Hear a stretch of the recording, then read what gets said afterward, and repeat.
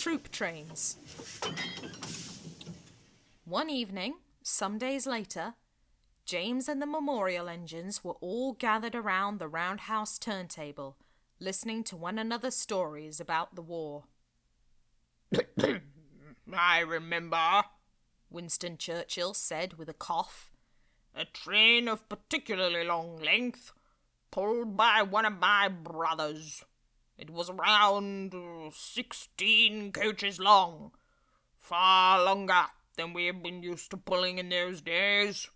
We had to take the men of the country to the docks, so they could be shipped out to the front. Winston shed a single tear.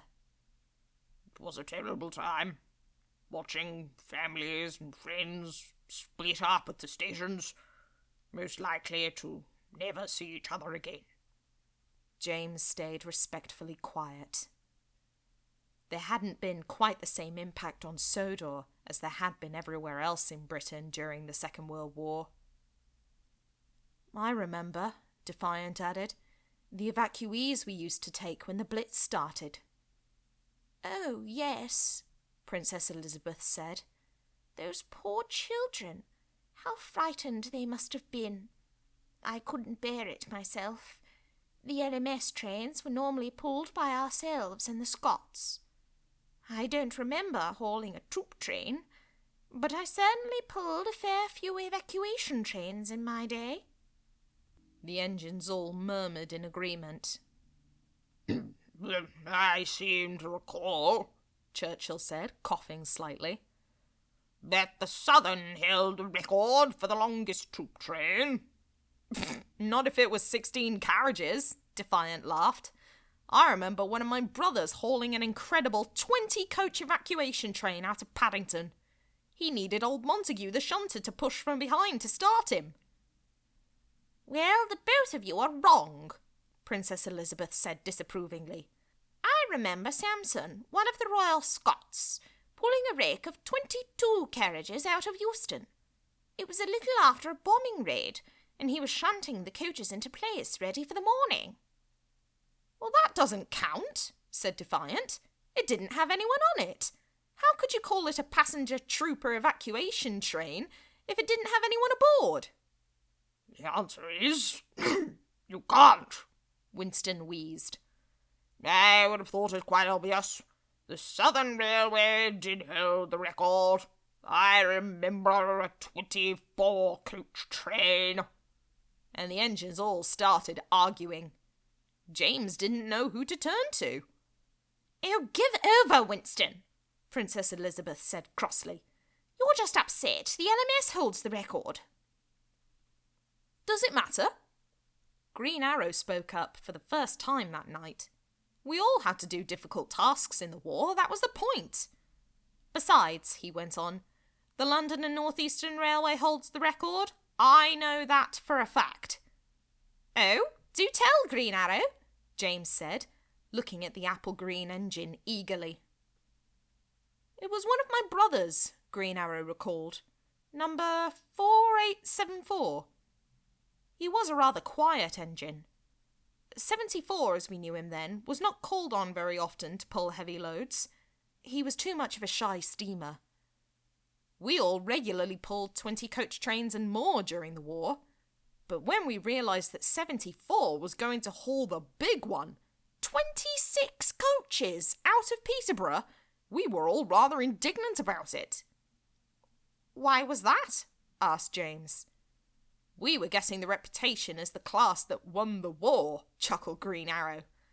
Looking back, we didn't do much that wasn't within our means. Seeing 74 struggle to pull this train would have broken our reputation. Perhaps, he added, the fact that we were more concerned with our status than our country's plight is what makes 74 all the more special.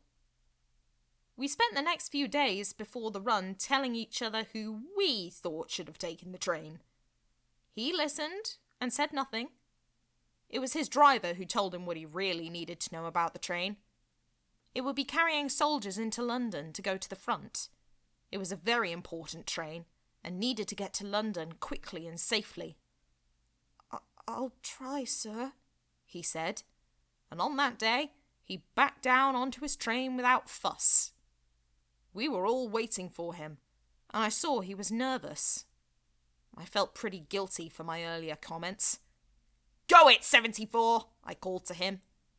He whistled a nervous reply, and to our surprise, backed down a little on his coaches.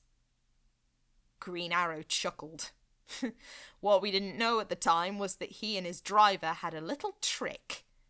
They pushed the coaches together to compress the buffers. "I know where this is going," Defiant laughed. "How very clever." James was confused. "Why did he reverse?" "Well, compressing the buffers together meant the buffers would push against each other as the train set off," Green Arrow said. "One by one, the coaches would push each other along until they were all moving. All 74 had to do was start the train, and the shared momentum would keep them going. He did so. Easily. We never said a bad word about him after that. They soon cured his shy steaming, too. Fitted a double chimney. They never cured his shy, retiring nature, though.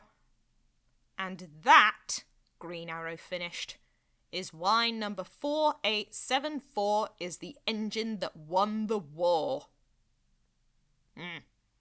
Real bulldog spirit," Winston Churchill muttered. Defiant smiled.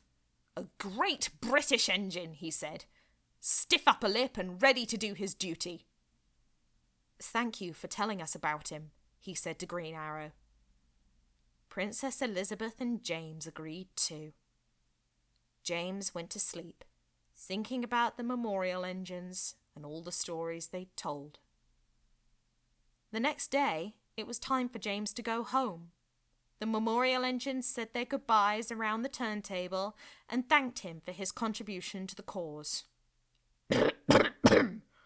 "Goodbye, Cedrian," Churchill coughed, and a chorus of cheers from Green Arrow, Defiant, and Princess Elizabeth echoed throughout the hall as he departed. The little diesel moved James into the yard, where he was prepared for his run home. The Fat Controller and the museum curator were waiting for him. "Well, James, did you learn much from your time here?" asked the curator. "I think so," James said. "I wouldn't want to be asked to pull a 26-coach train, though." The men exchanged bemused glances. "Please, sir," James asked, "why don't we have our own memorial engine?" The Fat Controller pondered. "I don't really know, James," he said at last. "It is a shame we don't have a true memorial engine, isn't it?" "Yes, sir," said James glumly. "I tried my best, sir, but I couldn't understand what they had been through. Except the blackout, sir," he added somberly. The Fat Controller smiled. "James, you've done a splendid job for me and my railway, despite some, loudness. And in my eyes, you'll always prove yourself to be a really useful engine. Now," he said, gesturing to York Station, "let us take our own troop train and go home." James's run back to Sodor was only broken by the sounds of a Spitfire flying home. As it flew over the train and soared into the distance, James could only think it a good thing that the war to end all wars was long over.